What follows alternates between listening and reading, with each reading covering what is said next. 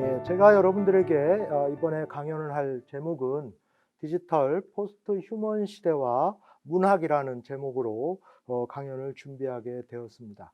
자, 우리가 학문의 영역 분류를 흔히 할 때요, 대체적으로 문학과 철학과 과학을 대조하는 것이 지식사의 오랜 관례였습니다. 각각의 특성을 잘 보여주기 때문이지요.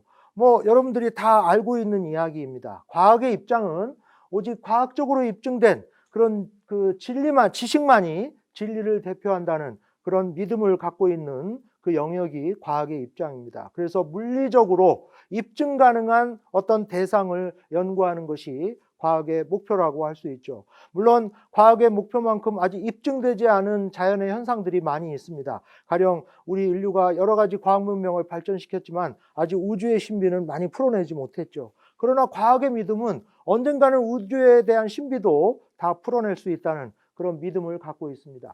그에 반해서 철학은 인간의 어떤 정신적, 지적 사유에 대한 개념적 교통 정리를 하는 학문이다라는 그런 믿음을 갖고 있고요. 문학은 인간이 갖고 있는 정서나 감정을 주관적으로 구체적으로 형상화하는 영역이다. 이렇게 이야기를 하고 있습니다.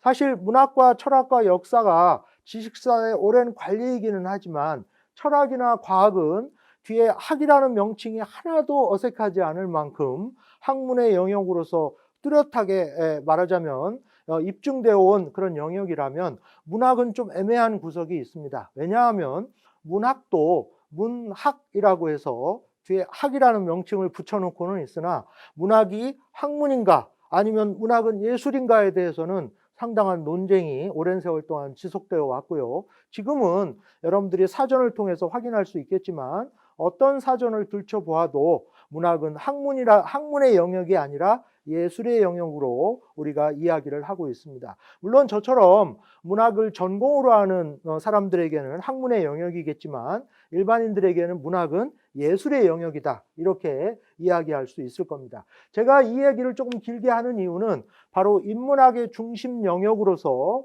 이 문학과 역사와 철학, 우리가 흔히 문사철이라고 이야기하는 이 영역에 대한 그런 관심을 다시 한번 환기시키기 위해서 드리는 말씀입니다.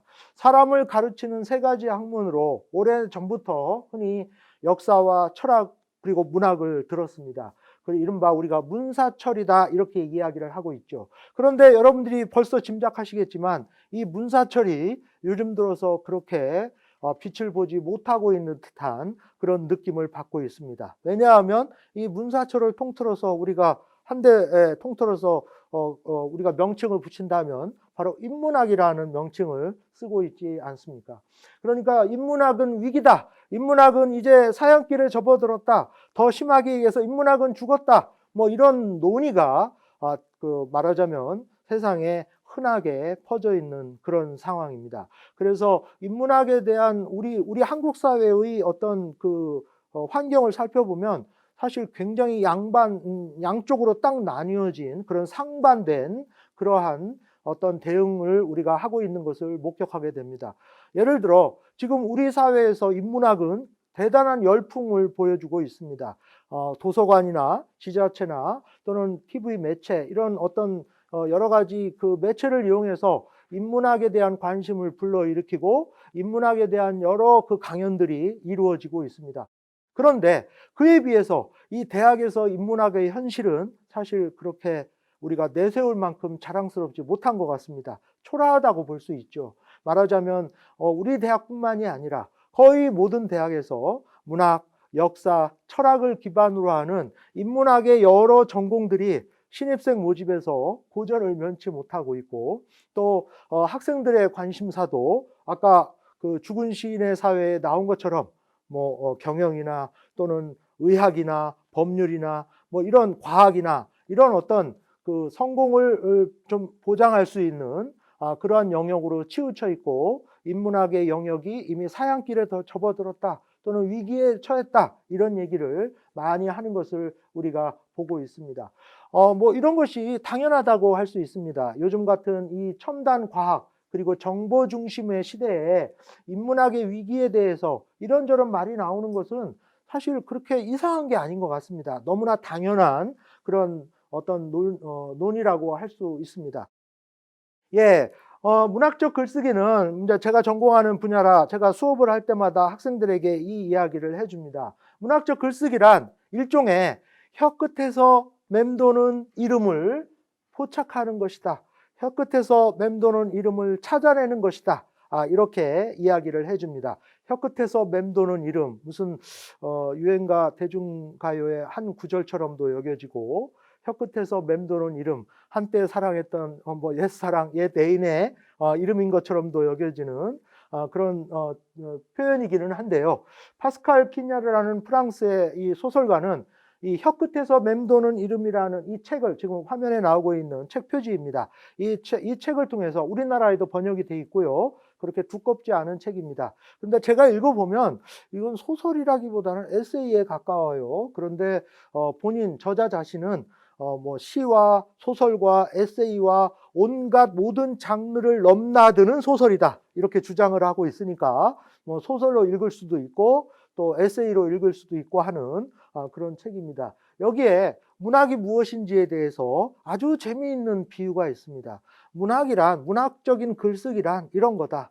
얼음을 앞에 놓고 얼음을 칼로 자르는 것처럼 문학을 하는 사람은 언어를 찾아서 그 언어를 이렇게 소생시키기 위해서 이리 궁리하고 저리 궁리하는 사람이다. 이런 이야기를 하고 있습니다. 그래서 처음 얼음덩어리 앞에서 일시 정지된 칼처럼이라는 비유를 내세우면서 시선이 열심히 찾지만 어디에도 없는 이 단어를 찾아서 육체보다 먼 곳에 허공의 심층에 있는 것 같은 이 단어를 찾아서 글을 쓰는 손은 언어를 발굴하는 손이고, 살아남은 언어를 찾아 더듬다가 주먹을 쥐었다 폈다가 또 손가락을 앞으로 내밀어서 언어를 구걸하는 손이다. 이런 표현을 하고 있습니다. 여러분들 얼음덩어리를 칼로 자르는 것은 어렵기도 하지만 대단히 위험한 일이기도 합니다. 왜냐하면 얼음덩어리가 미끄럽기 때문에 자칫 잘못 힘을 주다가는 얼음덩어리가 이쪽으로 굴러가고 또 저쪽으로 굴러가기도 하고, 또 자칫 칼을 잘못 다루다가는 얼음을 자르려다가 손가락을 베는 그런 위험한 요소도 갖고 있는 것입니다. 그런데 문학에서의 글쓰기란 바로 이런 거다라고 파스칼 키냐르는 이야기를 하고 있습니다. 사실은 문학은 새로운 것을 쓰는 것이 아닙니다. 우리가 지금까지 살아오면서 겪었던 어떤 느낌, 정서, 경험, 분위기, 또는 내가 느꼈던 어떤 고민, 이런 것들이 이렇게 표현을 할 수가 있을 것 같은데 표현이 안 돼요. 그런데 표현이 될 것 같으면서도 되지 않는 그 표현을 찾아서 마치 구걸하듯 손을 내밀고서 여기 나오듯이 손가락을 내밀어 언어를 구걸하는 것, 그게 바로 문학이다. 이렇게 이야기를 하고 있습니다. 자, 어쩌면 여러분들이 문학에 대한 사전적인 정의보다 문학은 인간의 사상과 감정을 글로 표현한 것이고 시, 소설, 드라마, 수필 등이 있다. 이런 식의 딱딱한 사전적인 정의보다 그 문학에 대한 설명이 어쩌면 조금 더 와 닿지 않았을까, 그렇게 생각을 합니다. 강의 들어주신 데 대해서 감사드립니다.